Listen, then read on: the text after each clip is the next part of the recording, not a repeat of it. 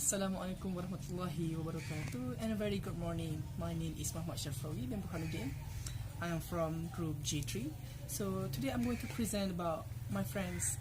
Today I'm with my friends. We're going to present about Bhopal gas tragedy. So let's move to first topic, which is the introduction.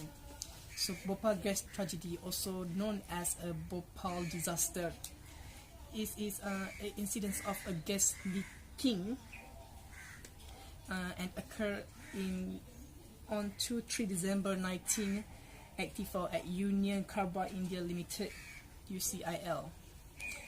And during that time, about 500,000 people were exposed to methyl cyanide gas, which is very poisonous and dangerous to people. And the company that's supposed to be responsible for this tragedy is UCC, which is owned the UCIL factory. And actually what happened there is because of lack in maintenance and caused a bad flow water into the MIC tank. However, there's some rumors said that it's not a rumor. Actually, the UCC itself argued that this incident is caused by a sabotage. And because of the incidents, UCC need to pay about 477 million to settle litigation stemming. And after the incidents, civil and the criminal case filed for the cases.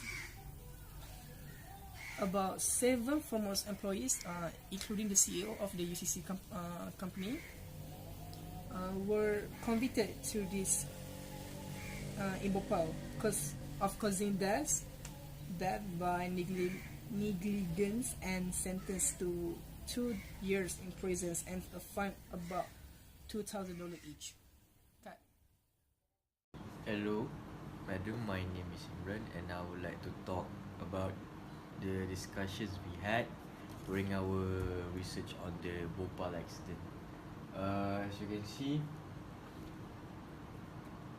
there was certain evidence that the plant was sabotaged due to a introduction of water into the tank 601, and there was a visual proof that there was a pipe that was forcefully placed inside of the tank to put water in that tank.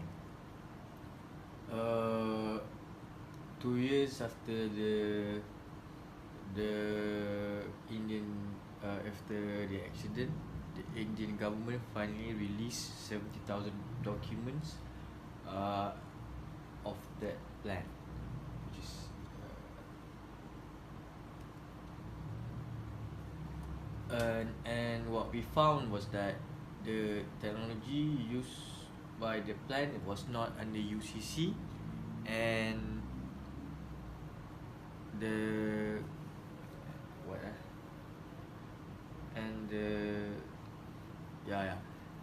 the operations, design and construction of the plant was not under UCC. It was under UCIL, which was under UCC but under the GOI government also, the government of India also. So you have UCC, you have the government of India, you have UCIL. Then this is UCIL. I think that's all for the discussion. Assalamualaikum, and my name is Muhammad Gaddafi bin Abdul Rahim. Today I would like to continue our presentation about existing safety measure and recommendation. Firstly, the safety measure during the plant operation were indeed operational, but this tragedy occurred because they are lack in plant management. If the plant management was done professionally, this tragedy could have been prevented from it. And the design of the plant was not utmost safety measure in maintaining the plant. So they should put more effort in the safety measure of the plan, like